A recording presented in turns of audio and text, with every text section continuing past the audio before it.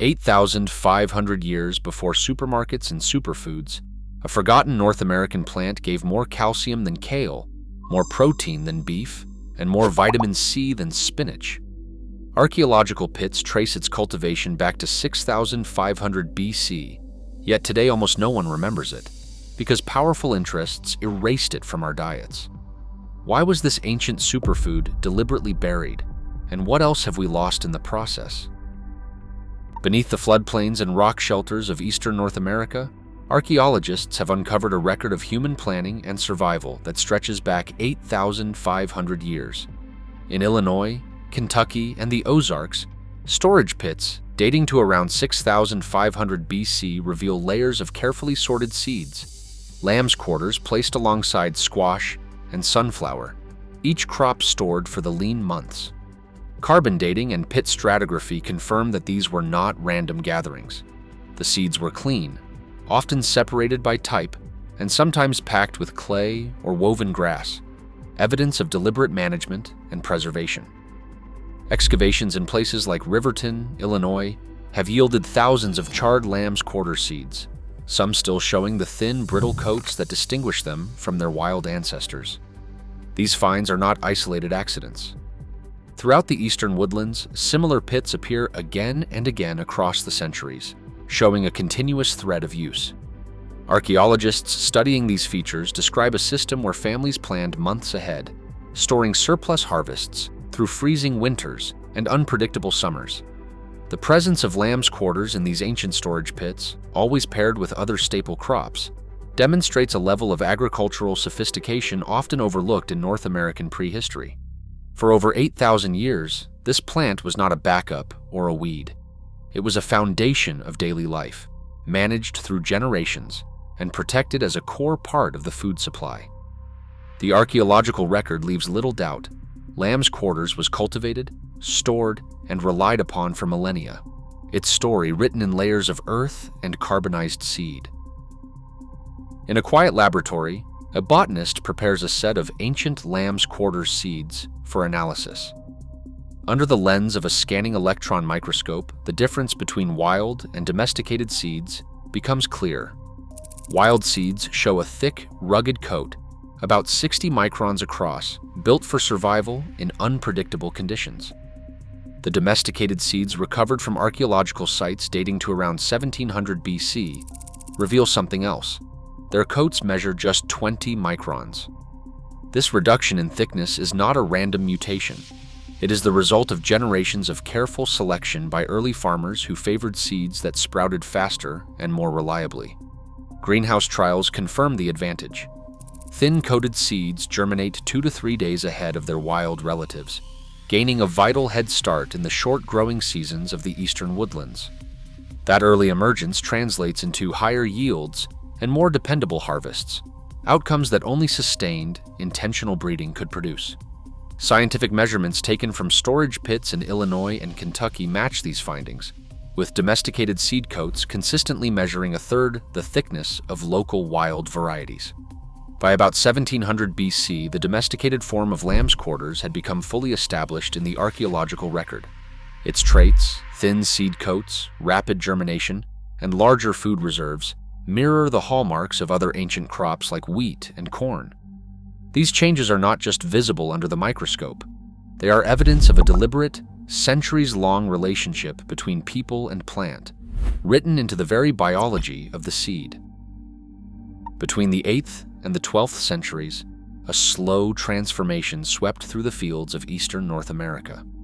Maize, once a minor crop on the margins, began to fill more and more of the harvest baskets.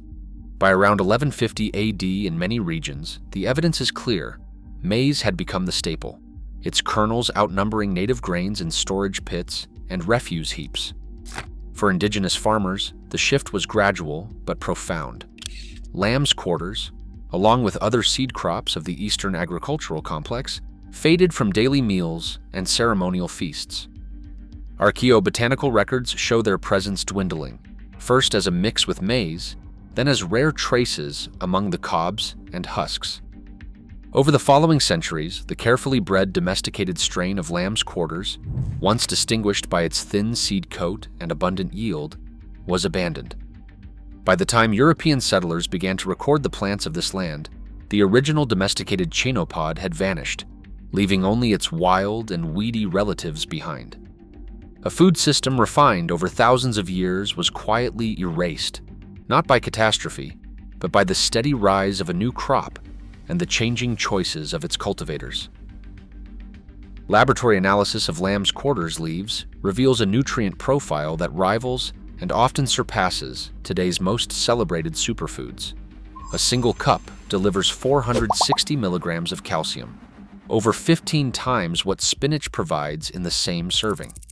Vitamin C content is 66 milligrams per cup, more than 8 times as much as spinach. Vitamin K levels reach 780 micrograms per cup, supporting bone health at levels that eclipse most leafy greens. Iron measures 3 milligrams per cup, offering more than many popular vegetables. On a dry matter basis, the protein content of lamb's quarters leaves compares favorably to beef, and the seeds rival the nutritional punch of quinoa. This plant combines the strengths of leafy greens, dairy, and animal protein in one package, all without the need for intensive cultivation or processing. Nutrient assays confirm what ancient farmers understood intuitively. Lamb's quarters offered a complete spectrum of essential minerals and vitamins, making its later disappearance from fields and tables all the more striking. In 1947, a new chemical moved from wartime laboratories to suburban lawns.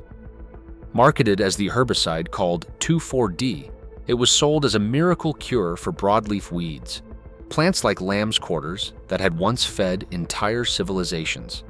Companies poured advertising dollars into magazines and radio, promising homeowners a perfect, weed-free yard. Behind the marketing, a powerful economic engine was taking shape. Herbicides now drive a global market worth over $40 billion a year. Add weed control services, and the total rises by $34 billion. The leafy greens industry, built on a narrow selection of cultivated crops, is valued at $95 billion worldwide. Lamb's quarters, with its wild abundance and unpatentable seeds, posed a threat to those profits.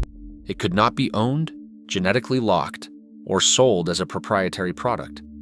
Local bylaws and state codes soon classified it as a noxious weed, making its removal a legal obligation. Free nutrition was rebranded as a public nuisance, not by accident, but by design. An economic strategy that erased a superfood from fields and tables to protect markets built on scarcity and control. A single lamb's quarters plant can produce up to 75,000 seeds in one season. Each tiny seed is built for survival, able to wait decades, sometimes 40 years or more, before sprouting. Dormancy studies show that even after a dozen years buried in the soil, half the seeds can still germinate. This means a patch left untended today could spring back to life a generation from now, with no replanting required. The sheer seed abundance and long-term viability of its seed bank are remarkable. Permaculture practitioners point to this trait as a game changer. With such prolific seed output and long-term viability, the plant can quickly re-establish itself wherever it is allowed to grow. The abundance and resilience of its seed bank make lamb's quarters not just a survivor, but a crop ready for rapid revival if given the chance.